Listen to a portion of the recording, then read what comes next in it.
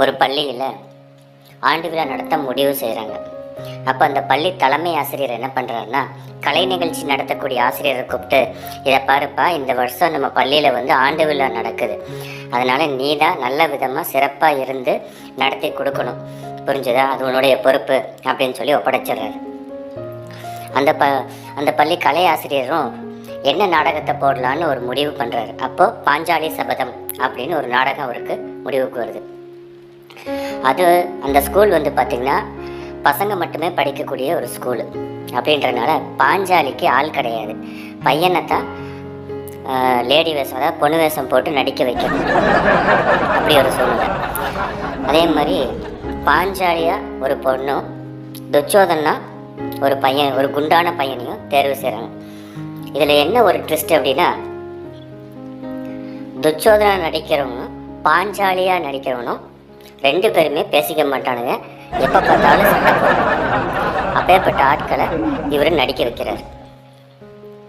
அவரு தெளிவாக சொல்லிட்டார் கலையாசிரியர், இதை பாருப்பா, இவனுக்கு சீலையை ஒரு 4-5 சீலையை சுற்றி வச்சுருப்பாங்க, நீ வந்து உருவப்பும்போது மெதுவாக உருவணும், சரியா அப்படின்னு சொல்லி ஒத்திகையெல்லாம் பார்த்தாங்க. அதில் அவன் கரெக்டாக பண்ணிட்டான், சூப்பர் அப்படின்னு சொல்லி ஆண்டு விழாவும் வர ஆரம்பித்தது, நாடகமும் தொடங்க ஆரம்பிச்சது.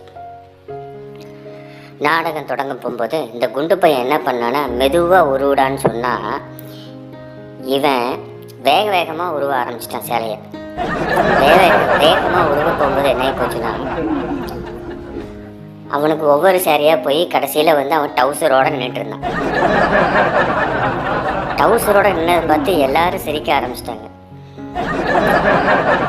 அப்பா அந்த பையன் அடிச்சான் பாருங்க ஒரு ட்விஸ்ட்டு.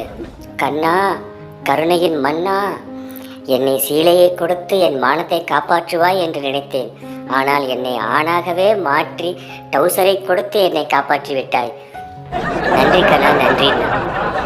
அங்கிருந்து அத்தனை பேருக்கு சிரிப்பு தாங்க முடியும். ஒரு வயசானவர் ஒரு மளிகை கடை நடத்திட்டு வந்தார். அவருக்கு 4 பசங்க. திடீர்னு அவருக்கு நெஞ்சுவலி ஏற்படவே ஆஸ்பத்திரியில் அனுமதிக்கப்பட்டார். அப்போ அவருக்கு டாக்டர் சொன்னாங்க, அவருக்கு பைபாஸ் அறுவை சிகிச்சை தான் செய்யணும், வேறு வழி இல்லை அப்படின்ட்டாங்க. சரின்னு சொல்லி அறுவை சிகிச்சையும் செஞ்சு அவர் படுத்திருந்தார். அப்போது பெரியவன் அப்படின்னு சொல்லி கூப்பிட்டார். உடனே வந்துட்டு பெரியவன், அப்பா நான் இங்கே தான் இருக்கிறேன் அப்படின்னா. அப்படியா, சரிப்பா அப்படின்னு சொல்லிட்டு, சின்னவன் அப்படின்னாரு, எனக்கு அடுத்தவனும் இங்கே தான்ப்பா இருக்கிறான் அப்படின்னு. சரின்னு சொல்லிட்டு, அதுக்கும் சின்னவன், அவனும் இங்கே தான்ப்பா இருக்கிறான், ஏன்ப்பா அப்படின்னு. சரிடா, அவனுக்கு அடுத்தும் பிறந்தவன் அப்படின்னாரு, அவனும் இங்கே தான்ப்பா இருக்கிறான். ஏன்டா எல்லாரும் இங்கே இருந்தால் கடையை வேண்டா பாப்பா, போங்கடா எல்லாரும் அப்படின்னு. ஒரு எழுத்தாளர் ஒருத்தர் வந்து இருந்தார். அவரை பார்க்க ஒருத்தன் போனான். போயிட்டு, ஐயா உங்கள் கதையை வந்து நான் வந்து படித்தேன் அப்படின்னா. எழுத்தாளருக்கு ஒரே சந்தோஷம். அப்படியாப்பா, உட்காருவா அப்படின்னு. ஒரு தடவை 2 தடவை இல்லைங்கய்யா, 5 தடவை படித்தேன் உங்கள் கதையை அப்படின்னா. 5 தடவை படிச்சியா, சூப்பர்ப்பா, எழுதுன நானே வந்து 2 தடவைக்கு மேலே படிக்க மாட்டேன், ஆனால் நீ 5 தடவைக்கு மேலே படிச்சிருக்கேங்கிற, சூப்பர்ப்பா, தேங்க்ஸ்ப்பா அப்படின்னு. ஆனால் எனக்கு ஒரு சந்தேகங்கய்யா, 5 தடவையும் உங்கள் கதையை படிச்சுட்டேன், ஆனால் கதையே ஒன்றும் புரிய மாட்டேங்குதே. நான்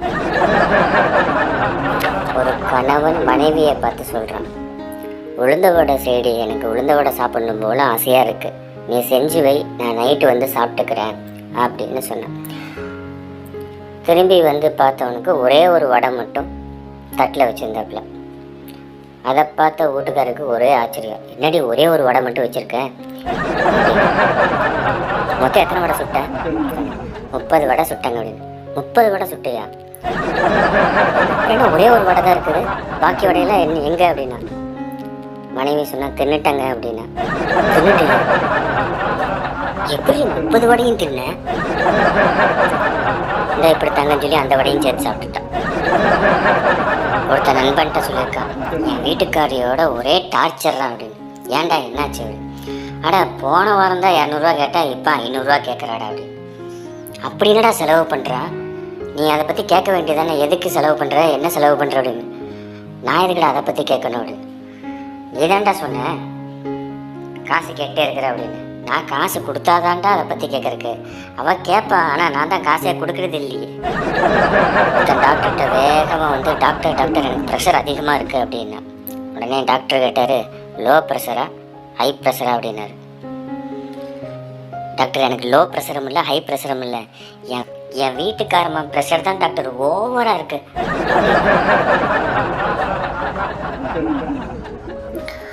ஒரு ஊரில் ஒரு சாமியார் வந்து இருந்தார். அவர் ரொம்ப ஃபேமஸான சாமியார். எல்லாரும் அவரை பற்றி பேச ஆரம்பித்தாங்க. அவரை பற்றி பேச ஆரம்பித்ததை கேட்ட ஒருத்தன் அந்த சாமியார்கிட்ட போகணும்னு நினச்சேன். சாமியார்கிட்ட போய், சாமி எனக்கு நிம்மதியே இல்லை, வாழ்க்கையில் ரொம்ப கஷ்டப்படுறேன், நிம்மதியாக ராத்திரி ஆனால் தூங்க முடிய மாட்டேங்குது, ஏதாவது ஒரு வழி சொல்லுங்கள் சாமி அப்படின்னு. உடனே சாமியார் அவனை கொஞ்சம் நேரம் பார்த்துட்டு, தம்பி இதை பார், நீ வந்து நிறைய பேர்கிட்ட கடன் வாங்கியிருக்க, அதனால தான் உனக்கு நிம்மதி இல்லாமல் இருக்குது. வாங்கின கடனை கொஞ்சம் கொஞ்சமாக எல்லாத்துக்கும் திருப்பி கொடுத்துடு, அதுக்கப்புறம் உனக்கு நிம்மதி வந்துடும்னாரு. இவனுக்கு ஒரே ஆச்சரியம், சாமி நான் எல்லாத்துக்கிட்டையும் கடன் வாங்கியிருக்கேன்னு உங்களுக்கு எப்படி சாமி தெரியும் அப்படின்னு சொல்லி கேட்டான். அடே, உனக்கு கடன் கொடுத்தவனே நான் தாண்டா, உனக்கு கடன் கொடுத்ததுக்கு அப்புறம் தாண்டா நான் சாமியாராகவே ஆனேன். கடைசியில் என்கிட்டயே வந்து நிம்மதி வேணும்னு சொல்லி கேட்குற பார்த்தியா, நீ எப்பேற்பட்டவனா இருப்ப.